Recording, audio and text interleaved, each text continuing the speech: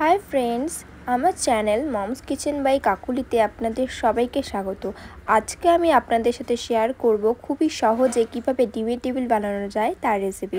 চলুন রেসিপিটা দেখে নিই। এখানে আমি 3টে আলুকে সিদ্ধ করে এভাবে পিস পিস করে নিয়েছি।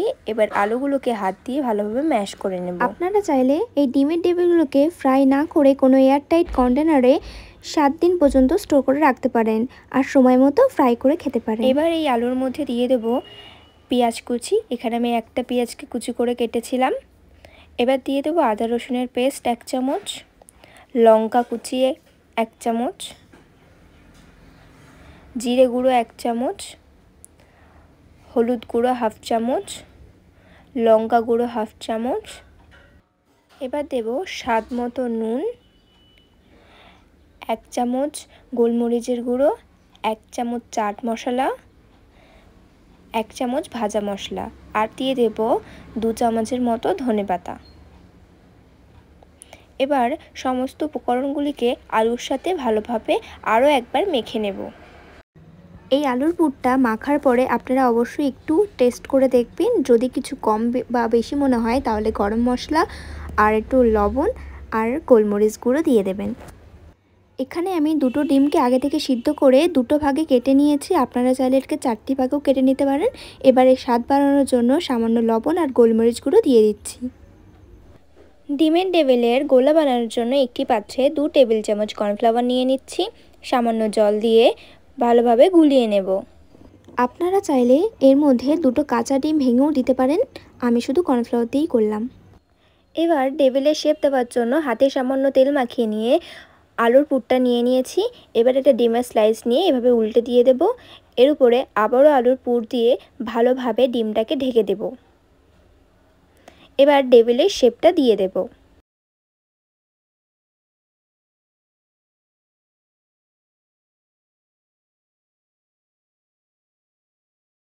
এই যে দেখুন আমার একটা ডিমের টেবিলের শেপ দেওয়া কমপ্লিট হয়ে গেছে।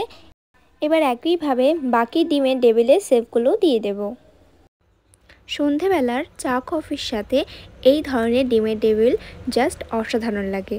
আর আমার এই রেসিপিটি দেখে কে কে বাড়িতে ডিমের টেবিল ট্রাই করেছেন আমাকে অবশ্যই কমেন্ট করে জানাবেন।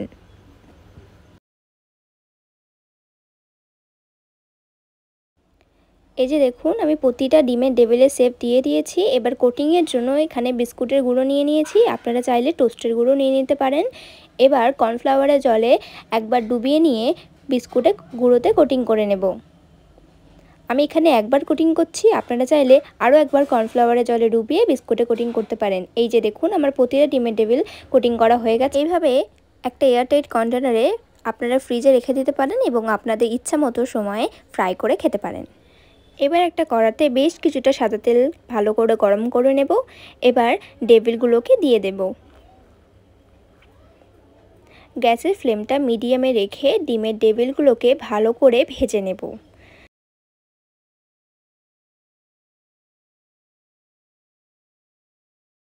ডিমের টেবিলগুলোকে এপিট ওপিট উল্টে লাল করে ভেজে নেব যতক্ষণ না ক্রিস্পি ভাবটা আসছে।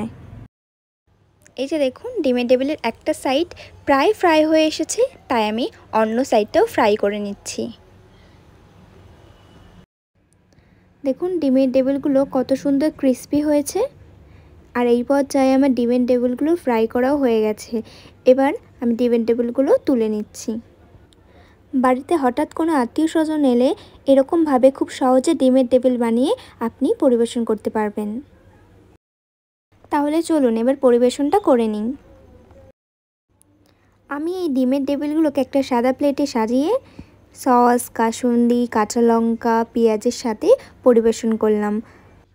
আমার বানানো এই রেসিপিটি যদি আপনাদের ভালো লেগে থাকে তাহলে অবশ্যই একটা like, comment, share and subscribe করতে ভুলবেন না। আপনাদের একটা সাবস্ক্রাইব আমাকে নেক্সট ভিডিও বানাতে অনুপ্রাণিত করে। দেখুন আমি একটা ডিমের টেবিলকে ভেঙে দেখাচ্ছি। এর ভিতরে পুরটা জাস্ট অসাধারণ। আজকের ভিডিওটা এই পর্যন্তই। ভালো থাকবেন। ধন্যবাদ।